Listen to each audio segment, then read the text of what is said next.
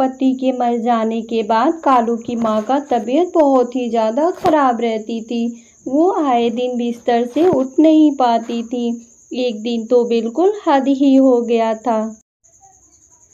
अरे कालू, सुनते हैं आपकी माँ तो दिन भर बिस्तर पे पड़े पड़े घर के सारे खाना खा जाती हैं और कोई काम भी नहीं करती हैं। मेरा तो दिमाग बिल्कुल खराब करके रख दी हैं।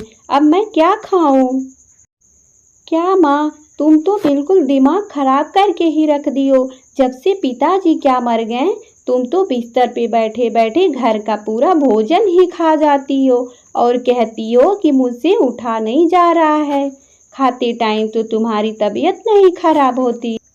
मैं तो कहती हूँ कालू जी, ले जाइए इनको अनाथ आश्रम छोड़ाइए, लेकिन आप ही हैं कि मेरी एक भी नहीं सुनते। अब हम लोग अपना पेट पालेंगे कि इनको रोज रोज खाना खिलाएंगे। कालू की माँ रोते हुए कहती है, अरे नहीं बेटा, मैं तो 2 दिन से कुछ भी नहीं खाई थी और थोड़ा सा खाना मैं क्या खा ली, तुम लोग तो पूरा घर ही सर पे उठा लिए हो। फिर बूढ़ी माँ रोने लगती है और कालू और गौरी दोनों जंगल में चले जाते हैं दाना लेने के लिए। वहाँ पे गौरी कहती है, कालू, अब तो या तो मैं तुम्हारे घर में रहूंगी या तो तुम्हारी मम्मी इस घर में रहेंगी। मुझसे तो अब रोज रोज का ड्रामा नहीं देखा जाएगा। अरे चुप कर भाग्यवान, आज रात को ही मैं माँ की वसीयत का पूरा कागज पे उसका पंख लगवा लेता हूँ। उसके बाद माँ को ले जाकर हम अनाथ आश्रम छोड़ आएंगे। तुम क्यों जाओगी घर छोड़कर? फिर कालू और गौरी दोनों घर चले आते हैं और रात को प्लान करने लगते हैं कि माँ के सो जाने के बाद मैं इनके सारे वसीयत पे इनके पंख लगवा लेता हूँ। और कालू की माँ जैसे ही सो जाती है, कालू अपनी माँ के पंख को उस पे लगवा लेता है और सुबह होते ही अपनी माँ को डांटना चालू कर देता है। माँ, अब ये सब नहीं होगा हम लोग से और आप हमारे घर से चले जाएं। आप किसी अनाथ आश्रम में जा कर के रहें। अब रोज रोज का ड्रामा हमसे नहीं हो पाएगा। फिर कालू की माँ रोते हुए कहती है, अरे कालू बेटा, मेरा कौन है इस दुनिया में और इस बुढ़ापे में मैं कहाँ जाऊंगी? अब तो मेरे पंखों में भी दम नहीं है। मैं कहाँ जाऊंगी बेटा? ऐसा मत करो, अपने घर के किसी कोने में मुझे पड़े रहने दो। ए बुढ़िया, सीधे सीधे निकलती है मेरे घर से या मैं तुझे धक्के मार के यहाँ से निकालूं? फिर कालू की माँ रोते हुए अपने संदूक के पास जाती है और कहती है, कालू बेटा, तुम्हारे पापा ने मेरे लिए कुछ सामान रखे हैं, मैं इसमें से लेकर के जा रही हूँ। ऐसा कहकर कालू की माँ अपनी गठरी को लेकर वहाँ से जाने लगती है। कुछ दूर आने के बाद उसे काफ़ी थकान लग जाता है और एक पेड़ के नीचे आकर आराम करने लगती है। तभी वहाँ पर एक बुरा कौवा आकर उसकी गठरी को छीनने लगता है। वह देखता है कि उसमें बहुत सारे पैसे और सोने रखे हुए थे। अरे बुढ़िया, इस बुढ़ापे में तू क्या करेगी इतना सोना और पैसा? ये सब मुझे दे, ये सब मुझे दे दे, नहीं तो मैं तुझे मार दूंगा। अरे नहीं, मैं तुझे कुछ नहीं दे सकती, ये तो मेरे पति ने मेरे बुरे समय के लिए रखा है।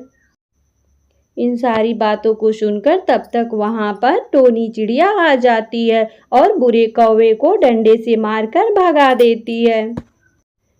माँ जी, आप यहाँ पे क्यों बैठी हैं? और आपको तो काफ़ी जोर से बुखार भी है और इतने सारे गठरी लेकर आप कहाँ जा रही हो?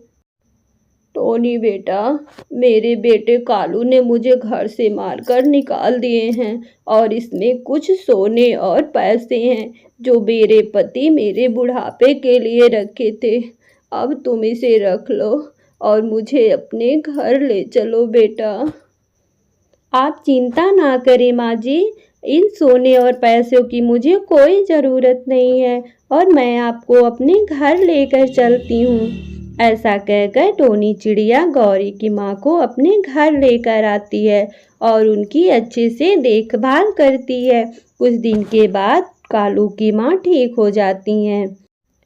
तब तक बुरा कौवा जाकर कालू से कहता है, अरे कालू, तुम्हारी माँ तो बहुत ही सयानी निकली। उन्होंने तो काफ़ी सोने और पैसे तुम्हारे घर से लेकर भाग गए हैं। क्या कालू जी, क्या क्या सुन रही हूँ मैं? क्या आपकी माँ जी पैसे और गहने लेकर के गई हैं? तभी तो वो हमें अपनी गठरी को दिखा नहीं रही थी। अरे गौरी, माँ तो बहुत चालाक निकली और वो तो कह रही थी इसमें सिर्फ कपड़े हैं। अब तो हमें कुछ न कुछ करना पड़ेगा।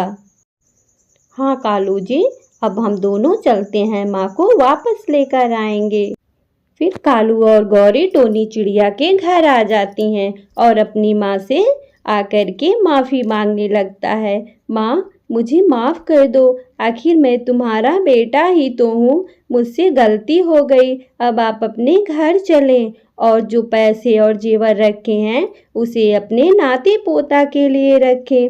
आप बेकार में इस टोनी चिड़िया के घर पर पड़ी हैं। चले जाओ तुम यहाँ से, अब तुम हमारे बेटे नहीं हो। और अगर माँ का इतना ही ख्याल रहता तो तुम मुझे घर से नहीं निकालते। अब कालू और गौरी दोनों अपनी मूर्खता पर बहुत ही ज़्यादा पछताने लगते हैं।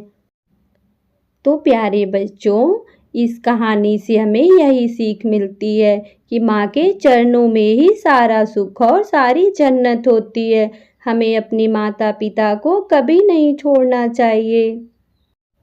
अगर हमारी कहानी आपको अच्छी लगी तो अपने प्यारे दोस्तों के पास शेयर करें और कमेंट करें, लाइक करें। आपका धन्यवाद।